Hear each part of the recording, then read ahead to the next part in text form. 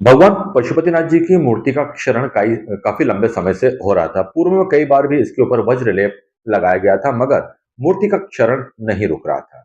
एक बार फिर प्रशासन ने कवायद करते हुए इसके क्षरण को रोकने के लिए कदम उठाए हैं। इसके लिए विशेषज्ञों की एक टीम मंदसौर में पहुंच चुकी है, जो भगवान पशुपतिनाथ जी की प्रतिमा पर लेप लगाने का काम कर रही है।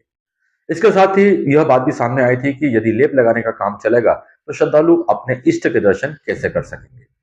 उसके लिए एक उपाय सुझाया गया था, जिसके अंदर मंदिर परिसर के अंदर एक गोल घेरे के अंदर लाल कपड़ा लगाया गया था।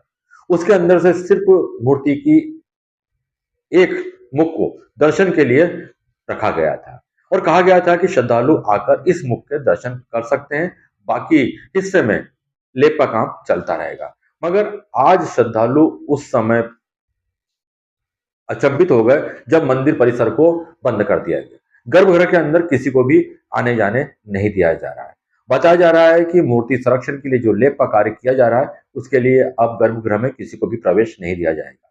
हालात तो यहाँ तक थे कि पुजारी भी आरती और अन्य रस्में बाहर से ही करते हुए नजर आए।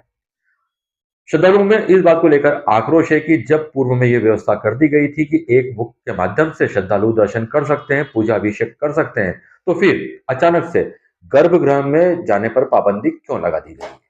बार बार मनमाने नियम लाने से श्रद्धालुओं की भावना आहत हो रही है, यह आरोप भी लगे हैं। कुल मिलाकर मूर्ति संरक्षण के लिए जो योजना बनी है, वो तो मूर्त रूप ले रही है, मगर श्रद्धालुओं को भी इससे काफी दिक्कतें हो रही हैं। गर्भगृह के अंदर न जाने से उनकी भावनाएं आहत हो रही हैं, क्योंकि वो अपने इष्ट को जल नहीं चढ़ा पा रहे हैं, फूल नहीं चढ़ा पा रहे हैं और वहां पर विधि विधान से पूजा पाठ भी नहीं करवा रहे हैं।